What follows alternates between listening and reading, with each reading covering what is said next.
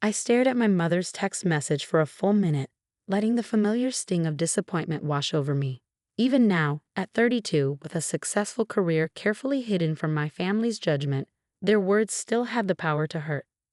Mom, remember James' graduation party is Saturday at 2. Don't be late. Mom, and Emma, park your car down the street, please. The neighbors are coming. James, yeah, we don't need your beaten-up Honda ruining the photos, sis. Mom, it's just that everyone else will have nice cars. We don't want to explain. James, you're lucky we're even inviting the family disappointment. Emma, you coming to the meeting? I looked up to see Marcus, my VP of operations, poking his head into my office. The sight of his concerned expression snapped me back to reality, to my real life, not the diminished version my family insisted on seeing. Just give me 2 minutes, I said, managing a smile. Need to respond to a family thing. He nodded knowingly. After 5 years as my right-hand man at Phoenix Technologies, Marcus knew all about my family situation. Take your time. But remember, the Peterson merger won't wait. As he closed my office door, I looked back at my phone, at the string of messages that had ruined my otherwise perfect morning. I set my phone down on my desk, next to the stack of contracts for our latest acquisition. The irony wasn't lost on me. Here I was, CEO of a tech company worth over $300 million, being told to hide my non-existent Honda so I wouldn't embarrass my precious younger brother's graduation party. They had no idea I'd sold that Honda 3 years ago. No idea I drove a Tesla Model S now. No idea that I owned a penthouse in the city, or that I'd been featured in Ford's 40 Under 40 last year. As far as my family was concerned, I was still the failed daughter who dropped out of medical school to play with computers. I picked up my phone again, my fingers hovering over the keyboard. I could tell them the truth, show them the Forbes article, let them see my real life, but something held me back, the same something that had kept me quiet all these years. Miss Sullivan. My assistant's voice came through the intercom. The bank's on line 2 about the Morrison property. Ah yes, the Morrison property, also known as 1242 Oak Lane, my parents' address. They had no idea their mortgage had been sold last month or that I was now effectively their landlord. It was an impulse purchase, one I'd made after their last particularly cutting Christmas dinner. Put them through, Sarah, I said, picking up my office phone. As I discussed payment terms with the bank, a plan began forming in my mind. Maybe it was time to stop hiding. Maybe it was time to show them exactly who their failed daughter had become. The rest of the week passed in a blur of meetings and contract negotiations. We were in the final stages of acquiring Peterson Tech, a deal that would push Phoenix's value over the $500 million mark. But even as I led board meetings and reviewed legal documents, part of my mind kept drifting to Saturday's upcoming confrontation. Friday evening, I stood in my walk-in closet, considering my options. The old me would have worn something deliberately understated, trying to avoid attention. But not this time. My fingers trailed over designer labels before settling on a tailored Alexander McQueen suit in charcoal gray. The price tag alone would make my mother faint, more than she spent on groceries in 6 months. My phone buzzed with another text from James. Don't forget about parking down the street tomorrow, and try to dress decent for once. I smiled, slipping the phone back into my pocket without responding. Oh, I dressed decent, all right. Saturday morning dawned bright and clear. I spent extra time getting ready, making sure every detail was perfect. The suit fit like a dream, paired with Louboutin heels and subtle but expensive jewelry. My usual messy bun was replaced by a sleek blowout from my regular salon. Looking in the mirror, I barely recognized myself, or rather I finally looked like myself, not the downtrodden version my family expected. As I rode the private elevator down to my building's garage, I thought about the folder sitting on my passenger seat. Inside were the mortgage documents for my parents' house, along with some other carefully selected papers, bank statements, company valuations, press clippings, everything I'd hidden from them for years. The Tesla purred to life as I settled into the leather seat. The drive to my parents' suburban neighborhood took 40 minutes, giving me plenty of time to rehearse what I'd say. But as I turned onto Oak Lane, seeing the row of cars already parked in front of their house, my carefully prepared speech evaporated. There was my father, standing in the driveway in his Sunday best, directing guests where to park. He didn't recognize my car as I approached. Why would he? He was expecting a beaten-up Honda, not a Tesla that cost more than his annual salary. I could see the moment he realized it was me. His eyes widened, jaw dropping slightly as I pulled into the driveway instead of passing by to park on the street. Other guests were staring too, whispering behind their hands. Through the front window, I could see my mother hurrying toward the door, no doubt coming to deal with my disobedience. Taking a deep breath, I grabbed the folder from the passenger seat. Time to show them who Emma Sullivan really was. Emma, my mother's voice carried across the lawn, sharp with disapproval. I thought we discussed parking arrangements, the neighbors. Hello, Mother. I cut her off, stepping out of the car. I saw the exact moment she registered my appearance, the designer suit, the expensive shoes, the professional hair and makeup. Her face went through a series of expressions: confusion, disbelief, and finally, suspicion. What is all this? She demanded, gesturing vaguely at my entire appearance. Where did you get? Nice car, my father interrupted, running a hand along the Tesla's sleek frame. Must be a rental. Emma, we told you about parking on the street. James's friends are coming, and we don't want any awkward questions. I laughed, the sound carrying across the manicured lawn. Awkward questions? Like how your failed daughter can afford a $140,000 car?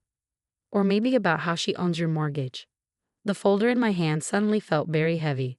Around us, guests were openly staring now, including several of my parents' neighbors, the same ones they were so worried about impressing. What are you talking about? My mother's voice had dropped to a harsh whisper. Stop making scenes and move your rental car before James arrives. Speaking of James, I said, opening the folder, where is our graduate? I think it's time for a family meeting. There are some things you all should know about the family disappointment. Just then, James's voice carried across the lawn. Mom, Dad, the caterers are here, and what the hell is that car doing in the driveway? I turned to face my younger brother, taking in his expensive-looking but clearly outlet-bought suit, his carefully styled hair, his face already reddening with anger. For years, I'd let him talk down to me, let him believe he was somehow better because he'd followed our parents' approved life path. Not anymore. Hello, James, I said, smiling as I pulled out the first document from my folder. Congratulations on your graduation. I brought you a present, the truth about your failed sister. The papers in my hand caught the sunlight, the bank's letterhead clearly visible. Behind me, I heard my mother's sharp intake of breath as she read the address. 1242 Oak Lane. The party was about to get very interesting indeed. The gathered guests fell silent as I held up the mortgage documents. James took a step forward, his face shifting from anger to confusion. What's going on? He demanded. And where did you get that car? Let's take this inside, my father said quickly, glancing nervously at the neighbors. Always worried about appearances, that was my family in a nutshell. Why? I asked, loud enough for everyone to hear. Worried what the neighbors will think when they learn the truth. That the daughter you've been mocking for years, the one you call a failure, is actually the CEO of Phoenix Technologies. The name dropped like a bomb. I saw recognition flash across several faces in the crowd. Phoenix was hardly a secret in the tech world. One of our neighbors, Mr. Parker, actually whistled low under his breath. Phoenix Technologies, he said. The company that just bought out Peterson Tech? That Phoenix Technologies? My mother's face had gone pale. You're lying, she whispered. You work in its support or something. That's what you told us. No, Mother. That's what you assumed, and I stopped correcting you years ago. I pulled out my company ID and business cards, holding them up. Would you like to see the Forbes article too? The one where they named me one of the 40 under 40 most successful young CEOs. James snatched one of my business cards, staring at it like it might bite him. Emma Sullivan, Chief Executive Officer, he read aloud, his voice cracking slightly. This has to be fake. Just then, a sleek black car pulled into the driveway behind my Tesla. Marcus stepped out, impeccably dressed in a business suit, holding a tablet. Miss Sullivan, he called out, purposefully formal. I apologize for interrupting your family gathering, but we need your signature on the Peterson merger documents. The board is waiting. Perfect timing. I'd asked Marcus to arrive exactly 15 minutes after me, knowing his presence would help validate everything. The Peterson merger. Mr. Parker's eyes were wide now. That's a $500 million deal. My father had started sweating, pulling at his collar. Emma, what is all this? Why would you? Why didn't you? Why didn't I tell you? I finished for him. Why didn't I tell you that while you were calling me a failure, I was building a company worth hundreds of millions? Why didn't I mention that while you were making me park on the street, I was signing deals bigger than your entire retirement fund? I turned to James, who was still clutching my business card. Why didn't I tell my dear brother that while he was mocking my beaten-up Honda, I was driving a car worth more than his student loans? The mortgage, my mother suddenly said, finding her voice. You mentioned our mortgage. What about it? I smiled, pulling out the relevant papers.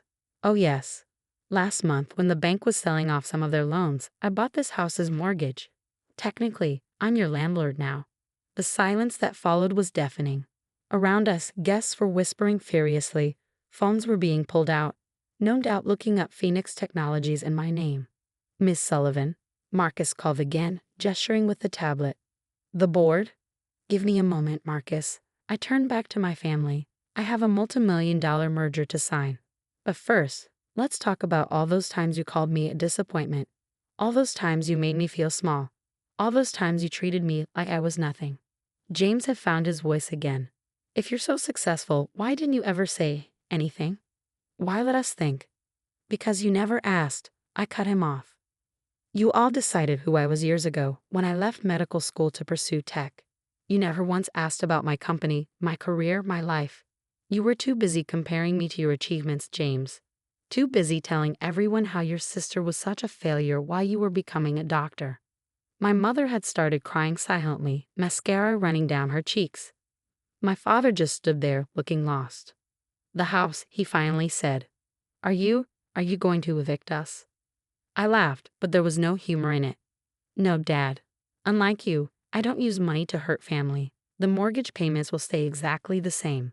Consider it a graduation gift, James. I'm transferring the mortgage back to the bank next week. You can all go back to pretending I'm a failure after today. I walked over to Marcus and took the tablet, quickly reviewing the merger documents. Is the board on standby? He nodded. Live video call whenever you're ready. Perfect.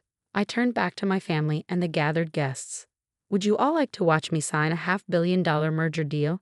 It'll only take a minute. Then you can get back to James' graduation party. Though I suspect the neighbors might have some new topics for gossip. The video call connected, showing our board members waiting in the conference room. Miss Sullivan, our board chairman, greeted me. Are we ready to proceed with the Peterson merger? I signed the documents with a flourish, aware of every eye on me. With a few strokes of my finger, I had just closed one of the biggest tech deals of the year, standing in my parents' driveway at my brother's graduation party, where I'd been told to hide my non-existent cheap car. Congratulations, everyone, the chairman said. Phoenix Technologies and Peterson Tech are now officially one company. I ended the call and handed the tablet back to Marcus. Thank you. You can head back to the office now. As Marcus drove away, I turned back to my family. The shock on their faces was almost comical. My mother had sunk into one of the garden chairs, still crying quietly. My father couldn't seem to decide whether to look at me or the Tesla. And James looked like his entire world had just shifted on its axis. Well, I said, smoothing down my designer suit, I should get going. I have a company to run. Congratulations again, James. Do try to be a better doctor than you were a brother. I turned to leave, but my mother's voice stopped me. Emma, wait, please, we should talk about this. I paused, hand on my car door. Now you want to talk? After years of judgment and mockery, now that you know I'm successful, you want to talk. We didn't know, my father started. You never asked, I repeated. And that's the problem. You never cared enough to ask. I got into my Tesla, the door closing with a soft, expensive thud. Through the tinted windows, I could see the neighbors gathered in small groups, talking animatedly. My family stood frozen in the driveway, watching as I started the car. As I pulled away from their house that I technically owned, I felt lighter somehow. The truth was finally out. They could no longer make me feel small, because they finally knew just how big I'd become. My phone started buzzing with notifications. No doubt my family members frantically Googling me, finding all the press coverage I'd accumulated over the years. Let them read. Let them finally see who I really was. I had a company to run, and I'd wasted enough time trying to be small to make them comfortable. The call started at 6 a.m. the next morning. I was in my home gym, doing my usual Sunday workout, when my phone began lighting up with notifications.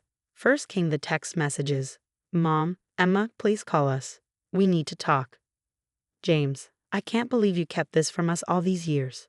Dad, your mother hasn't stopped crying. Mom, we're so sorry. Please come over for dinner. James, did you really make $28 million last year? The internet says you did.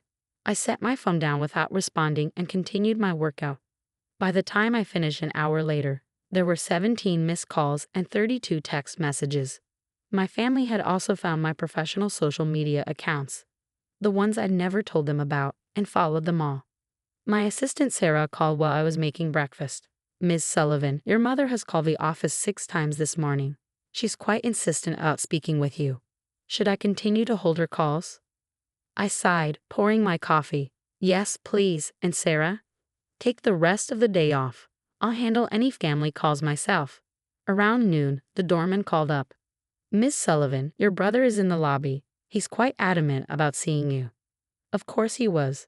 James had probably Googled my address. It wasn't hard to find, given my public position. Send him up, Miguel. 3 minutes later, my private elevator opened, and James stepped into my penthouse. He stopped short, taking in the floor-to-ceiling windows, the modern art on the walls, the view of the city spread out below. Holy shit, he whispered. Coffee? I offered, gesturing to my kitchen's professional coffee machine. Emma, he said, ignoring my offer, what the hell? All these years, you've been living like this while you thought I was a failure. I finished for him. Yes, that was the general idea. He collapsed onto one of my designer sofas, running his hands through his hair. Why let us think that? Do you know how many times I've told people my sister was a cautionary tale about dropping out of med school? I laughed without humor. Oh, I know exactly how many times. Just like I know every time you called me a disappointment, every time you mocked my supposed poverty, every time you made me feel less than. But you're not less than, he protested. You're Emma Sullivan, CEO of Phoenix Technologies, worth millions, famous in the tech world. I was always Emma Sullivan, I said quietly. You just never bothered to know who that was. My phone buzzed again. Another text from Mom. Please come home. We need to make this right. They're a mess, James said, watching me ignore the message. Mom kept going through all her old texts to you, crying about how cruel she was. Dad's been reading every article about you he can find. They feel horrible. Good, I said simply. They should. And me, he asked, his voice small. Should I feel horrible too? I looked at my younger brother, the golden child, the one who could do no wrong. He looked smaller somehow, sitting in my expensive apartment, surrounded by the evidence of my success. You know what the worst part was, James? It wasn't the mockery or the judgment. It was that none of you ever once asked me about my life. You were so convinced I was a failure that you never even wondered why I seemed content, why I never asked for money, why I kept showing up to family events despite your treatment. He was quiet for a long moment. I found your Forbes interview, he finally said. The one where you talked about building Phoenix from scratch. About working 18-hour days, sleeping on your office floor, risking everything. You did all that alone. Not alone, I corrected. I had a great team. Just no family support. James stood up abruptly. I should go. Unless, he hesitated. Unless you want to come to dinner? Mom's cooking your favorite. They really want to talk. I shook my head. Not today, maybe not for a while. I need time to process everything too, you know. Yesterday changed things for all of us. He nodded, heading toward the elevator. At the last moment, he turned back. For what it's worth, I'm sorry, and I'm proud to be your brother, even if I don't deserve to be. After he left, I walked to my windows, looking out over the city. My phone buzzed again with another family message, but for the first time in years, I felt no obligation to respond. No guilt, no shame, no need to make myself smaller to make them comfortable. They'd have to wait until I was ready. After all, I had a company to run. 3 months after the graduation party revelation, I sat in my office reviewing the latest quarterly reports when my assistant buzzed in. Miss Sullivan, your mother is here. I looked up, surprised. After weeks of calling and texting, my family had finally begun respecting my request for space. The desperate messages had slowed, then stopped. Even James had backed off after his visit to my penthouse. Send her in, I said after a moment's hesitation. My mother walked in, and I almost didn't recognize her. Gone was the perfectly coiffed suburban mom who'd been so concerned about appearances. This woman looked smaller somehow, more real. She carried a familiar-looking box in her hands. Emma, she said softly, then stopped, taking in my office. The wall of windows, the modern art, the view of the city. Her eyes lingered on the framed magazine covers, Forbes, Business Week, Tech Today, all featuring my face, my success. What's in the box? I asked, keeping my voice neutral. She set it on my desk with trembling hands. I've been going through old things. I found, well, look. I opened the box and felt my breath catch. Inside were dozens of newspaper clippings, printouts, and magazine articles, all about me. All about Phoenix Technologies. Some dated back years. I don't understand, I said, picking up a yellowed article from when Phoenix had secured its first major contract. Your father's friend Harold showed him this article 5 years ago, she explained, her voice thick with emotion. He was so excited to tell us he'd seen your name that you were doing well. We told him he must be mistaken. That our Emma worked in Basic It. She wiped a tear. We didn't want to believe it because believing it meant facing what we'd done. How we treated you. How wrong we'd been. So we ignored every mention of your success that came our way. We chose to believe our own story about you rather than see the truth. I sat back in my chair, letting this sink in. You knew.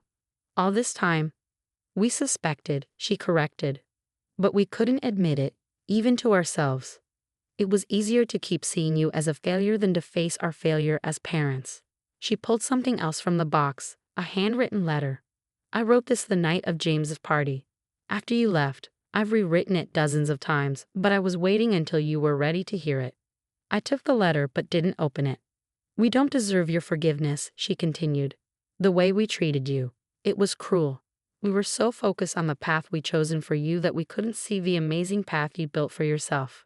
No, I agreed quietly, you couldn't. James is in therapy, she added. He's working through his role in all this. Your father, he's not good with words, but he's proud of you. He tells everyone now about his brilliant daughter, the CEO. Not that you need our pride anymore. I looked at the letter in my hands, then at the woman who'd spent years diminishing me. Why are you here, Mom? To say I'm sorry. To show you that we knew the truth but were too cowardly to face it. And she hesitated. To invite you to dinner. Not at our house. At any restaurant you choose.